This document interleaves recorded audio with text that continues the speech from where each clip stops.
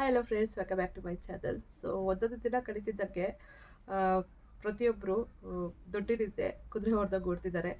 ಪ್ರತಿ ವಿಷಯಕ್ಕೂ ಎಲ್ಲ ಸಮಯದಕ್ಕೂ ದುಡ್ಡೇ ಮುಖ್ಯ, ದುಡ್ಡೇ ಬೇಕು ಅಂತ ದುಡ್ಡು ದುಡ್ಡು ದುಡ್ಡು ಅಂತ ಹೋಗ್ತಾ ಇದ್ದಾರೆ ಜನ. ಎಷ್ಟು ಮಟ್ಟಿಗೆ ಅಂದರೆ ಯಾವ ಪ್ರೀತಿ ವಿಶ್ವಾಸ ಸಂಬಂಧ ಯಾವುದೂ ಬೇಕಾಗಿಲ್ಲ, ದುಡ್ಡಿದ್ರೆ ಸಾಕು, ದುಡ್ಡೇ ದುನಿಯಾ ಅಂತಾರಲ್ಲ. ಸೊ ದುಡ್ಡೊಂದಿದ್ರೆ ಸಾಕು, ದೇಶನೇ ಗೆದ್ಬಿಡ್ತೀನಿ ಅಂತ ಹೇಳೋರು ತುಂಬ ಜನ ಇದ್ದಾರೆ. ಸೊ ದುಡ್ಡು ಎಷ್ಟು ದಿನ ಇರುತ್ತೆ, ಕೊನೆವರೆಗೂ ಇರುತ್ತಾ, ಹೋಗುವಾಗ ಎತ್ಕೊಂಡು ಹೋಗೋಕ್ಕಾಗತ್ತಾ? ಈ ಎಲ್ಲ ಪ್ರಶ್ನೆಗಳು ನಮಗೆ ನಾವೇ ಹಾಕ್ಕೊಂಡ್ರೆ ದುಡ್ಡು ಅಷ್ಟು ಮುಖ್ಯ ಅಲ್ಲ ಅನ್ಸುತ್ತೆ. ಹೌದು, ಜೀವನ ಮಾಡಬೇಕಾದ್ರೆ ದುಡ್ಡು ಬೇಕೇ ಬೇಕು. ಆದರೆ ದುಡ್ಡಿಗಿಂತ ಮುಖ್ಯವಾದದ್ದು ಇರುತ್ತೆ. ವ್ಯಕ್ತಿಗಳು, ನಮ್ಮನ್ನು ಇಷ್ಟಪಡುವಂತಹ ಮನಸ್ಸು, ನಮ್ಮ ಜೊತೆಗೆ ಕೊನೆವರೆಗೂ ಇರಬೇಕಾಗಿರೋಂಥ ಪ್ರೀತಿ, ಈ ಥರವೂ ಇರುತ್ತೆ, ತುಂಬ ಮುಖ್ಯ ಆಗಿರುತ್ತೆ. ದುಡ್ಡಿಂದ ಎಲ್ಲ ಕೊಂಡ್ಕೋಬೋದು ಅಂತ ಹೇಳೋಕ್ಕೂ ಸಾಧ್ಯ ಇಲ್ಲ. ಯಾಕಂದರೆ ಎಷ್ಟೊಂದು ವಿಷಯಗಳು ನಾವು ದುಡ್ಡಿಂದ ಕೊಂಡ್ಕೊಳ್ಳೋಕ್ಕಾಗಲ್ಲ. ಆರೋಗ್ಯ, ಆಯಸ್ಸು, ಪ್ರೀತಿ, ಒಬ್ಬರ ವಿಶ್ವಾಸ, ಈ ಥರವೆಲ್ಲ ನಾವು ದುಡ್ಡಿಂದ ಕೊಂಡ್ಕೊಳಕ್ಕಾಗಲ್ಲ. ತುಂಬ ಜನ ಹೆಂಗೆ ಯೋಚನೆ ಮಾಡ್ತಾರೆ ಅಂದರೆ, ದುಡ್ಡು ಆಸ್ತಿ ಪಾಸ್ತಿ ಇದ್ದರೆ ಸಾಕು, ನಾನು ಬದುಕ್ಬಿಡ್ತೀನಿ ಅಂತ ಯೋಚನೆ ಮಾಡ್ತಾರೆ. ಆದರೆ ಒಂದು ನಿಮಿಷ ಯೋಚನೆ ಮಾಡಬೇಕು. ನಾವೇನಾದರೂ ಬೆಡ್ ರಿಟರ್ನ್ ಆಗಿ ಏನಾದರೂ ಹಾಸಿಗೆ ಹಿಡಿದ್ರೆ ಅವಾಗ ದುಡ್ಡು ಬಂದು ನಮಗೆ ಊಟ ಹಾಕಲ್ಲ, ದುಡ್ಡು ಬಂದು ನಮ್ಮನ್ನ ನೋಡ್ಕೊಳ್ಳಲ್ಲ, ನಮ್ಮನ್ನ ಆಸ್ಪತ್ರೆಗೆ ಕರ್ಕೊಂಡು ಹೋಗಲ್ಲ. ಆವಾಗ ಒಬ್ಬ ಮನುಷ್ಯ ಬೇಕೇ ಬೇಕು. ದುಡ್ಡು ಎಲ್ಲದಕ್ಕೂ ಮುಖ್ಯನೇ, ಆದರೆ ಕಷ್ಟ ಕಾಲದಲ್ಲಿ ಜೊತೆಗಿರಬೇಕು ಅಂತಂದಾಗ ದುಡ್ಡಿಗಿಂತ ನಮ್ಮನ್ನ ಪ್ರೀತಿಸೋ ವ್ಯಕ್ತಿ ಇರೋದು ತುಂಬ ಇಂಪಾರ್ಟೆಂಟು. ತುಂಬ ಜನ ಹಾಗೆ ಯೋಚನೆ ಮಾಡ್ತಾರೆ, ದುಡ್ಡಿದ್ರೆ ಸಾಕಪ್ಪ, ಯಾರು ಬೇಡ ಅಂತ. ಎಷ್ಟು ದುಡ್ಡು ಅಂತ ಯೋಚನೆ ಮಾಡ್ತಾರೆ ಅಂದರೆ, ಒಡ ಹುಟ್ಟಿದವರು ಕೂಡ ಬೇಡ ಅಂದ್ಕೊಳ್ಳೋಷ್ಟು, ನನಗೆ ದುಡ್ಡಿದ್ರೆ ಸಾಕು, ಆಸ್ತಿ ಪಾಸ್ತಿ ನನಗಾದರೆ ಸಾಕು ಅಂತ ತುಂಬ ಜನ ಯೋಚನೆ ಮಾಡ್ತಾರೆ. ನಾನು ಹೇಳೋ ಪ್ರಕಾರ ಕೊನೆಗಾಲದಲ್ಲಿ ಯಾವುದಾದ್ರೂ ಒಬ್ಬ ನಮ್ಮನ್ನ ನಾವಂದರೆ ಇಷ್ಟಪಡೋ ವ್ಯಕ್ತಿ ನಮಗೆ ಆಗ್ತಾನೆ ಹೊರತು ದುಡ್ಡು ಆಗಲ್ಲ ಅಂತ ಅನಿಸುತ್ತೆ. ಯಾಕಂದರೆ ಎಲ್ಲರೂ ಎಷ್ಟೇ ದುಡ್ದು ಬಚ್ಚಿಟ್ರು ಕೂಡ ಯಾವುದು ಬಚ್ಚಿಟ್ಟಿದ್ದು ಪರರಿಗೆ ಅಂತಾರಲ್ಲ. ಸೊ ನಾವೆಷ್ಟೇ ಬಚ್ಚಿಟ್ರು ಕೂಡ ದುಡ್ಡು ಅದು ಇನ್ಯಾರಾದರೂ ಎತ್ಕೊಂಡು ಹೋಗ್ತಾರೆ ಅಷ್ಟೇ. ಅದ್ರ ಬದಲು ಇರೋ ದುಡ್ಡಲ್ಲಿ ಜೀವನ ಚೆನ್ನಾಗಿ ಅನುಭವಿಸ್ಬೇಕು. ತುಂಬ ಜನ ಕಷ್ಟಪಡ್ತಾ ಇರ್ತಾರೆ, ದುಡ್ಡು ಕೂಡ ಸಂಪಾದಿಸ್ತಾ ಇರ್ತಾರೆ. ಬರೀ ಸೇವಿಂಗ್ಸ್ ಮಾಡಿಕೊಂಡು ಬ್ಯಾಂಕಲ್ಲಿ ಇಟ್ಕೊಂಡಿರ್ತಾರೆ ದುಡ್ಡು. ಅವ್ರಿಗೇನಂದರೆ ದುಡ್ಡಿರಬೇಕು, ಅವ್ರ ಹತ್ರ ದುಡ್ಡಿರಬೇಕು, ಇರುತ್ತೆ ಅಷ್ಟೇ. ₹1 ಖರ್ಚು ಮಾಡೋಕ್ಕೂ ಇಷ್ಟಪಡಲ್ಲ. ಸೊ ಹಂಗೆ ಜೀವನ ಕಳೆದ್ಬಿಡುತ್ತೆ. ಕೊನೆಗಾಲದಲ್ಲಿ ನಾನು ಎಲ್ಲಾದರೂ ಹೋಗ್ತೀನಿ, ನಾನು ಏನಾದರೂ ತಿಂತೀನಿ ಅಂತ ಅಂದರೂ ಆಗೋದಿಲ್ಲ. ಅವಾಗ ದುಡ್ಡಿದ್ರೂ ಕೂಡ ನಾವು ಅದನ್ನು ಉಪಯೋಗಿಸ್ಕೊಳ್ಳೋಕ್ಕೆ ನಾವು ಸರಿಗಿರೋದಿಲ್ಲ. ಸೊ ದುಡ್ಡು ಹೌದು, ಸಂಪಾದಿಸ್ಬೇಕು, ದುಡಿಬೇಕು, ಬಂದಿರೋ ದುಡ್ಡಲ್ಲಿ ಬದುಕಬೇಕು, ಸೇವಿಂಗ್ಸು ಮಾಡಬೇಕು, ಹೌದು ನಿಜ. ಆದರೆ ಅದನ್ನು ₹1 ಖರ್ಚು ಮಾಡ್ತೀರಾ ಬ್ಯಾಂಕಲ್ಲೆಲ್ಲೋ ಇಟ್ಟು ಬಚ್ಚಿಟ್ಟು, ಆಮೇಲೆ ಕೊನೆಗೆ ಯಾರಿಗೋ ಕೊಟ್ಟು ನಾವು ಹೋಗಬೇಕಾಗುತ್ತೆ. ಅದ್ರ ಬದಲು ನಾವೇ ತಿಂದು ನಾವೇ ಅನುಭವಿಸೋಣ, ಚೆನ್ನಾಗಿರೋಣ ಅಂತ ಅನಿಸುತ್ತೆ. ಆದರೂ ಕೂಡ ದುಡ್ಡಿದ್ರೇ ಎಲ್ಲರೂ ಬೆಲೆ ಕೊಡೋದು, ಅದಂತೂ ನಿಜ ಫ್ರೆಂಡ್ಸ್. ದುಡ್ಡಿದೆಯಾ? ಹಾಂ ಪಾಪ ಒಳಗಡೆ ಅಂತಾರೆ. ದುಡ್ಡಿಲ್ಲ ಅಂದರೆ ಯಾಕಪ್ಪ ಬಂದೆ ಅಂತ ಕೇಳ್ತಾರೆ. ದುಡ್ಡಿದ್ರೆ ಹೆಂಗಿದೆಯಾ ಅಂತ ಕೇಳ್ತಾರೆ, ದುಡ್ಡಿಲ್ಲಾಂದರೆ ನೀನು ಯಾರು ಅಂತ ಕೇಳ್ತಾರೆ. ಸೊ ಈ ರೀತಿ ಆಗಿಬಿಡುತ್ತೆ. ದುಡ್ಡು ಇಂಪಾರ್ಟೆಂಟೇ, ಬಟ್ ಎಲ್ಲರೂ ಪ್ರತಿಯೊಬ್ಬರು ಏನು ದುಡ್ಡು ಅಂತ ದುಡ್ಡಿದ್ದನೇ ಹೋಗ್ತಾ ಇರ್ತಾರೆ. ನಾವಷ್ಟೇ, ಜನ ಅಷ್ಟೇ ಇಲ್ಲಿ ದುಡ್ಡಿದ್ದೇ ಹೋಗ್ತಾರೆ. ಆದರೆ ದೇವ್ರು ಏನು ಮಾಡ್ತಾರೆ ಅಂದರೆ, ನೀನೇನು ನೀನೇನು ಪುಣ್ಯ ಮಾಡಿದ್ಯಾ, ನೀನೇನು ಒಬ್ರಿಗೆ ಸಹಾಯ ಮಾಡಿದ್ಯಾ, ಪುಣ್ಯದ ಕೆಲಸ ಏನು ಮಾಡಿದ್ಯಾ ಅಂತ ದೇವ್ರು ನೋಡ್ತಾರೆ. ನಾವು ನೋಡಿದ್ರೆ ದುಡ್ಡು ಅಂತ ದುಡ್ಡಿದ್ದೇ ಹೋಗ್ತೀವಿ. ನಾವು ಮಾಡಿರೋ ಪಾಪ ಕರ್ಮಗಳು ನಮ್ಮಿಂದೇ ಬರುತ್ತೆ. ಕೊನೆಗೆ ದುಡ್ಡು ಕೈಗೆ ಸಿಗಲ್ಲ. ಈ ಪಾಪ ಕರ್ಮಗಳು ನಾವೇನು ಮಾಡಿದ್ದೀವೋ ಅಲ್ಲಿ ಸಿಕ್ಕಾಕ್ಕೋತೀವಿ. ಕಾಲ ಅನ್ನೋದು ಇರುತ್ತಲ್ವ, ಅದಂತೂ ಬಿಟ್ಕೊಡಲ್ಲ.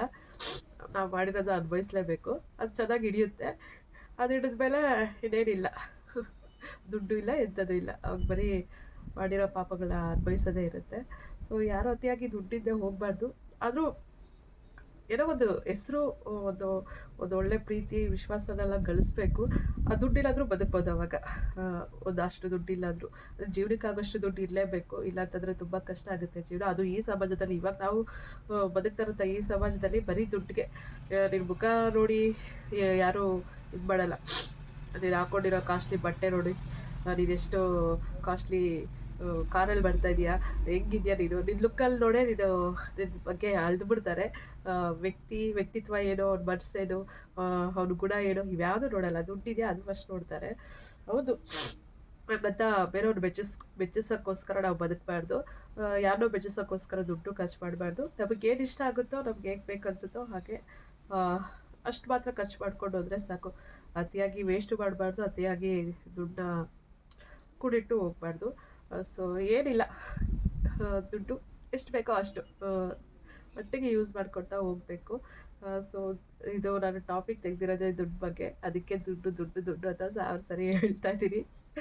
ಸೊ ಅದು ಫ್ರೆಂಡ್ಸ್, ಮನೇಲೇ ಓದಿದ್ದೀರಾ ಅಂದರೆ ಮನೇಲೇ ಸುಮ್ಮನೆ ಕೂತಿರೋ ಬದಲು ಏನಾದರೂ ಒಂಥರ ಹಣಕಾಸು ದುಡ್ಡು ಮಾಡಲೇಬೇಕು.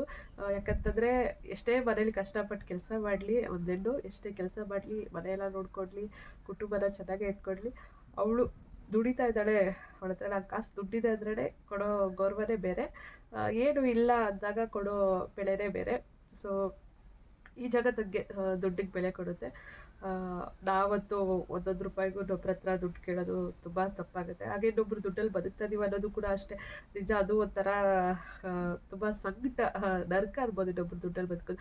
ಸ್ವತಃ ಅಪ್ಪ ಅಮ್ಮನೇ ಆಗಿರಲಿ, ಅಣ್ಣ ತಂಗಿನೇ ಆಗಿರಲಿ, ಇಲ್ಲ ಭಾವ ಅತ್ತಿಗೆ ಯಾರೇ ಆಗಿರಲಿ, ಸ್ವಂತದವರೇ ಆಗಿರಲಿ, ಬಟ್ ಅವ್ರ ದುಡ್ಡಲ್ಲಿ ನಮಗೊಂದು ಏಜ್ ಅಂತ ಬಂದಾಗ ಅವ್ರ ದುಡ್ಡಲ್ಲೇ ಬದುಕ್ತಾ ಇದ್ದೀವಿ ಅಂತಂದರೆ ಕೆಲವು ಮಾತುಗಳು, ಬೈಗುಳ, ಅವಮಾನ, ನಿಂದನೆ ಇವೆಲ್ಲ ಕೇಳ್ದಿರ ಅನುಭವಿಸ್ದಿರ ಇರೋಕ್ಕೆ ಸಾಧ್ಯ ಇಲ್ಲ.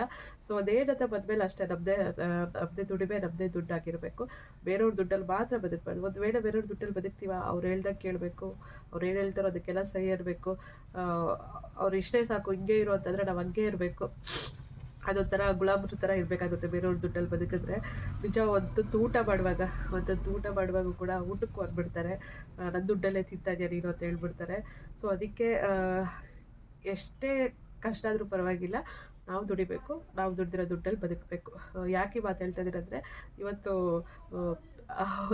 ಅವರೆಕಾಯಿ ತಗೊಂಡು ಬಂದಿದ್ರು ಒಂದು ವಯಸ್ಸಾದಪ್ಪ. ಅವ್ರಿಗೆ 70 ವರ್ಷ ಆಗಿದೆ. ಆ ತಾತಗೆ ಅವರು 70 ವರ್ಷ ಆದರೂ ಕೂಡ ಹೋಗಿ ಜಮೀನಲ್ಲಿ ಅದೇ ಉಳುಮೆ ಮಾಡ್ತಾರಲ್ಲ, ಅಲ್ಲಿ ವ್ಯವಸಾಯ ಮಾಡ್ತಾರಲ್ಲ, ಸೊ ಅಲ್ಲೆಲ್ಲ ಏನೇನು ಟೊಮೊಟೊ ಅವೆಲ್ಲ ಕಿತ್ಕೊಬರೋದು, ಗಿಡಗಳು ಸೊಪ್ಪು ಎಲ್ಲ ಕಿತ್ಕೊಬರೋದು, ಅಲ್ಲಿ ಕೆಲಸ ಮಾಡಿ ಅವ್ರಿಗೆ ಮನೆಗೆ ಅಂತ ಕೊಡ್ತಾರಲ್ಲ ಫ್ರೀಯಾಗಿ, ಎಷ್ಟು ಬೇಕೋ ಅಷ್ಟು ತಗೊಂಡೋಗಿ ಫಸ್ಟ್ ಕೆಲಸ ಮಾಡಿಸ್ಕೊಬಿಡ್ತಾರೆ. ಆಮೇಲೆ ನಿಮ್ಗೆ ಎಷ್ಟು ಬೇಕೋ ಅಷ್ಟು ತಗೊಂಡೋಗಿ ಅಂತ ಹೇಳ್ತಾರೆ ಅಲ್ಲಿ ಜಮೀನಲ್ಲಿ. ಸೊ ಅದನ್ನು ತಗೊಂಡು ಬಂದು ಅದನ್ನು ಎಲ್ಲಿ ಊರೆಲ್ಲ ಸುತ್ತಿ 4 ಮನೆಗೆ ಹೋಗಿ ಅವ್ರಿಗೆ ಕೊಟ್ಟು 10-20 ರೂಪಾಯಿ ಸಂಪಾದನೆ ಮಾಡ್ತಿದ್ದಾರೆ. ಅಂದರೆ ಅಷ್ಟು ವಯಸ್ಸಾಗಿದ್ರು ಕೂಡ ಕಷ್ಟಪಟ್ಟು ದುಡಿತಾ ಇದ್ದಾರೆ, ದುಡ್ಡು ಮಾಡ್ತಾ ಇದ್ದಾರೆ. ಸೊ ಅದನ್ನು ನಾವು ತಿಳ್ಕೊಬೇಕು. ಏನಿಲ್ಲ, ಆರಾಮಾಗಿರು ಅಂತ ಅಂತಾರೆ, ಬಟ್ ಆರಾಮಾಗಿದ್ದರೆ ನಾವು ಹಾಳಾಗಿರ್ತೀವಿ. ಅದೇನೋ ಹೇಳ್ತಾರಲ್ಲ, ಹಾಳಾಗಿ ದುಡಿ ಅರಸರಾಗಿ ಉಂಡು ಅಂತ, ಅದೇ ಒಳ್ಳೆಯದು. ಕಷ್ಟಪಡಬೇಕು, ಪಟ್ಟಿರೋ ಕಷ್ಟದಿಂದ ಬಂದಿರೋ ಪ್ರತಿಫಲದಲ್ಲಿ ಎಷ್ಟು ಕೊಟ್ಟಿದ್ದಾರೋ ಭಗವಂತ ಅಷ್ಟರಲ್ಲೇ ತಿನ್ಕೊಂಡು ಸುಖವಾಗಿರಬೇಕು. ಸೊ ಇವತ್ತು ನೋಡಿದೆ, ಸೊ ಅದಕ್ಕೆ ನಿಮ್ಮ ಜೊತೆ ಶೇರ್ ಮಾಡ್ಕೋಬೇಕು ಅನಿಸ್ತು. ನನಗೂ ಯಾವುದಾದ್ರೂ ಒಂದು ಟಾಪಿಕ್ ಬಗ್ಗೆ ಮಾತಾಡಬೇಕು ಅಂತ ತುಂಬ ಇಷ್ಟ ಆಗುತ್ತೆ. ಸೊ ಅದಕ್ಕೆ ನಾನು ಕೂಡ ಇದೇ ಟಾಪಿಕ್ ತೊಗೊಂಡು ಮಾತಾಡಿದ್ದೀನಿ. ಸೊ ನಿಮಗೆ ದುಡ್ಡು ಎಷ್ಟು ಮುಖ್ಯ, ನೀವು ದುಡ್ಡು ಇಂಪಾರ್ಟೆಂಟ್ ಆಗಿ ನೋಡ್ತೀರಾ, ಇಲ್ಲ ಅಂತಂದರೆ ನಿಮ್ಮ ಲೈಫಲ್ಲಿ ಏನು ಇಂಪಾರ್ಟೆಂಟ್ ಅನ್ನೋದನ್ನ ಹಾಗೆ ಕಮೆಂಟ್ ಮೂಲಕ ತಿಳಿಸಿ. ವಿಡಿಯೋ ಇಷ್ಟ ಆಗಿದೆ ಪ್ಲೀಸ್ ಲೈಕ್ ಮಾಡಿ, ಕಮೆಂಟ್ ಮಾಡಿ, ಶೇರ್ ಮಾಡಿ, ಹಾಗೆ ಚಾನಲ್ಗೆ ಸಬ್ಸ್ಕ್ರೈಬ್ ಆಗಿ. ಸೊ ನಾನು ರೀಲ್ಸ್ ಎಲ್ಲ ಮಾಡಿದ್ದೀನಿ, ಶಾರ್ಟ್ಸ್ ಎಲ್ಲ ಅಪ್ಲೋಡ್ ಮಾಡ್ತೀನಿ, ಪ್ಲೀಸ್ ನೋಡಿ ಸಪೋರ್ಟ್ ಮಾಡಿ. ಮತ್ತೆ ಮುಂದಿನ ಲಾಗಲ್ಲಿ ಭೇಟಿ ಆಗ್ತೀನಿ. ಥ್ಯಾಂಕ್ಸ್ ಫಾರ್ ವಾಚಿಂಗ್, ಬೈ ಅವರು.